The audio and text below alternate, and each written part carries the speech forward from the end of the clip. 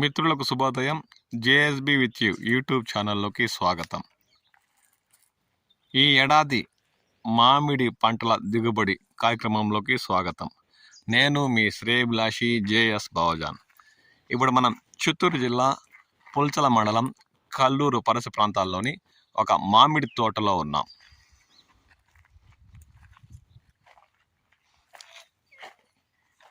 ఈ మామిడి తోటలో చెట్లు దాదాపు 15-20 సంవత్సరాల నుండి నాటి వాటికి నీరు కడుతూ రైతు ఎంతో కష్టపడి ఈ స్థితికి తెచ్చారు. ఆ దృశ్యాలను ఇప్పుడు మనం చూస్తున్నాం.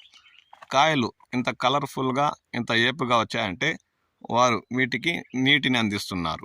అందువల్ల చెట్లలో కాయలు బేనేషా రకం ఒక మాదిరిగా అంటే దాదాపు 300 గ్రాముల నుండి 400-450 గ్రాముల కాయలు కూడా ఇప్పుడు మనకు దర్శనమిస్తున్నాయి.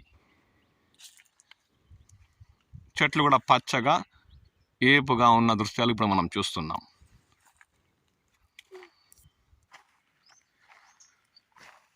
రైతులు ప్రతి ఒక్క రోజు చెట్లను తమ బిడ్డల్లా డ్రిప్ పైపుల ద్వారా నీరు అందిస్తున్న దృశ్యాలు చూస్తున్నాం. దీంతో ఈ చెట్లలో కాయలు కూడా దాదాపుగా 1/2 కిలో వరకు తోతాపూరి బెంగళూరు కాయలు కాసిన దృశ్యాలు చూస్తున్నాము.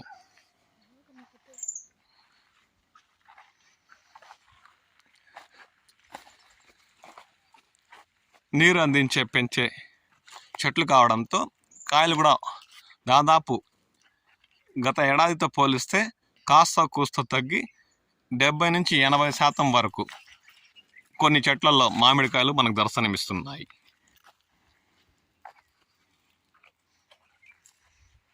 తోతాపూరి కాయలు దాదాపు చెట్లల్లో కొన్ని చెట్లలో అయితే 70-80-90% కూడా ఉన్నాయి. అదే మరికొన్ని చెట్లలో అయితే 40-50% కూడా ఈ తోటలోనే కాయసిన చెట్లు కూడా మనకి దర్శనమిస్తున్నాయి.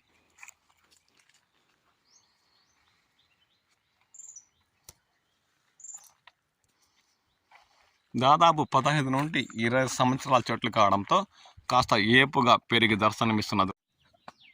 రైతులు ఈ ఏడాదైనా ఆర్థిక కష్ట నష్టాల పాలు కాకుండా గట్టెక్కే అవకాశాలు ఉన్నాయి. చూడండి, బేనిషా రకం కాయ పైన నల్లటి మచ్చలు అక్కడక్కడ దర్శనమిస్తున్నాయి. అంటే బంక పైభాగం కాండం నుండి కిందకు రావడంతో అలా కాయ కింద కూడా నల్లటి మచ్చలు బంక దర్శనమిస్తుంది. దాదాపు ఒక 30 రోజులు వీటిని కాపాడుకుంటే రైతు గట్టెక్కే అవకాశం ఉంది. కొన్ని చెట్లలో అయితే 30-20% కూడా పంట దర్శనం ఇవ్వడం లేదు.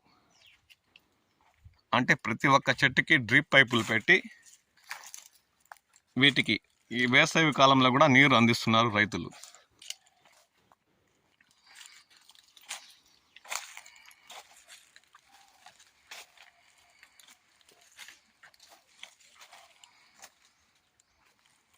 అంటే గత ఏడాదితో పోల్చుకుంటే ఈ ఏడాది మామిడి పంటల దిగుబడులు చిత్తూరు జిల్లా పరిధిలో దాదాపు 30-40% వరకు తగ్గాయి. నీటిని అందించే చెట్లు అయితే కాస్త కూస్త అంటే 10-20% మేరకే తగ్గి పంటలు కాశాయి. ఇక రైతులు గట్టెక్కుతారనేది కాలమే సమాధానం చెప్పాలి. కానీ లాస్ట్ ఏడాది కంటే ఏడాది ధరలు కూడా బెటర్మెంటే ఉంటాయని రైతులు ఆశాభావం వ్యక్తం చేస్తున్నారు. ఎందుకంటే పంటల దిగుబడులు తగ్గాయి. అది కాక ఈ ఏడాది చాలామంది రైతులు మందుల పిచికారీ కూడా చేయకుండా వదిలేసిన తోటలు ఉన్నాయి. ఎందుకంటే గత ఏడాది చాలా మేరకు నష్టపోయాము. ఈ ఏడాది వచ్చిన కాడికి రాని పంట చాలు అన్న రీతిలో కూడా చిన్న తోటల్లో రైతులు మందులు పిచికారీ కూడా చేయలేదు. కొందరు రైతులు అయితే ఎలాగైనా సరే ఈ ఏడాదైనా గట్టెక్కుతామనే భావంతో వదలకుండా 4-5 సార్లు మందులు పిచికారీ చేశారు. దీంతో కొన్ని తోటల్లో పంట కూడా ఇంత మాత్రం ఉంది.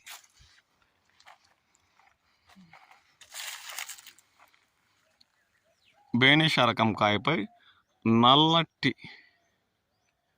బంక వల్ల ఏర్పడిన మచ్చలు గమనిస్తున్నాం.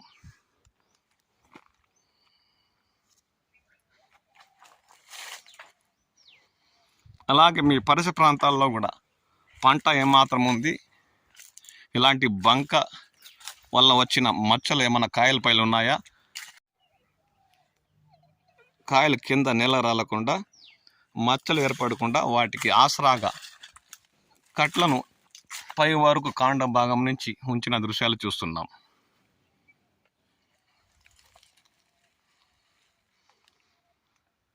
ఒక బిడ్డలాగా రైతు తోటను ఎంతో శ్రద్ధగా తీర్చిదిద్ది వాటికి డ్రిప్ పైపుల ద్వారా నీరు అందించి ఎన్నో కష్టాలు పడి పంట చేతికొచ్చే సమయంలో గిట్టుబాటు ధరలు అనేవే వారి కష్టానికి జీతంలా నిలుస్తాయి. ఈ ఏడాదైనా మామిడి రైతులు గట్టెక్కాలని ఆశిద్దాం.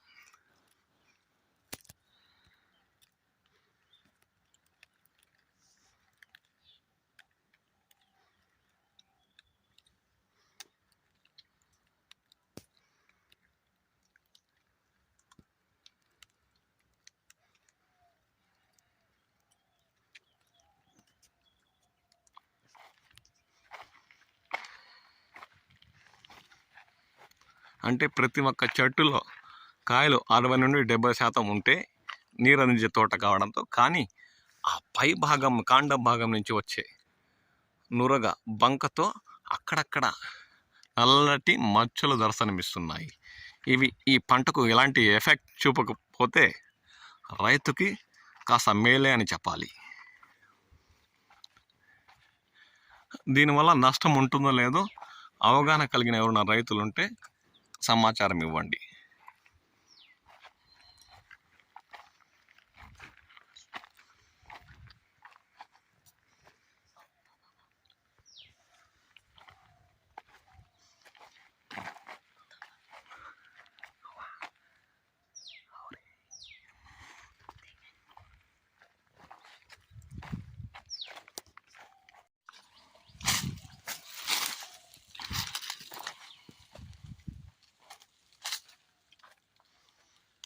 కొన్ని చెట్లల్లో అయితే బేనేషా రకం కాయలు దాదాపు 500 గ్రాముల నుండి 700 ముక్కాలు కిలో అంటే 1/3 వెయిట్ కలిగిన కాయలు కూడా మనకు దర్శనమిస్తున్నాయి.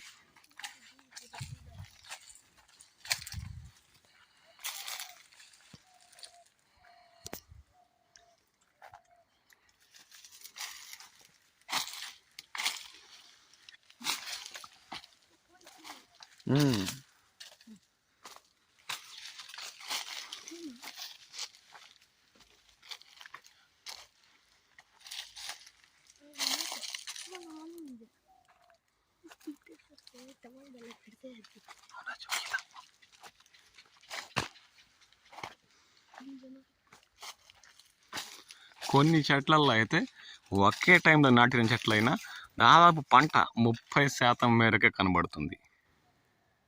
వీటికి కూడా డ్రిప్ అమర్చి రైతు నీరు అందిస్తున్న 4-5 సార్లు మందులు పిచికారీ చేసినా అంతగా కొన్ని చెట్లలో పంట రాలేదు. దిగుబడులు చాలా మేరకు తగ్గాయని చెప్పాలి.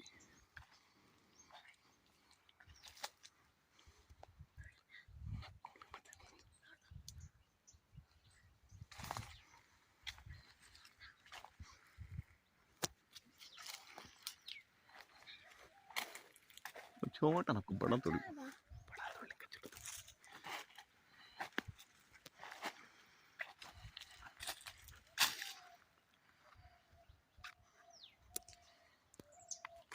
दिखाते हैं क्या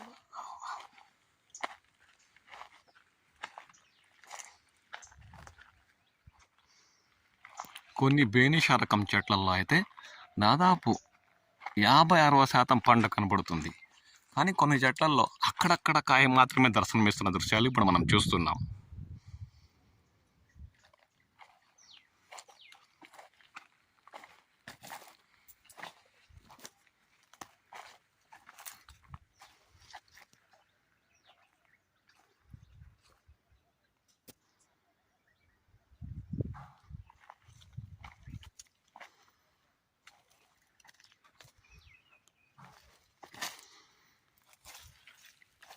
మీ ప్రాంతాల్లో పంటల దిగుబడులు ఎలా ఉన్నాయి?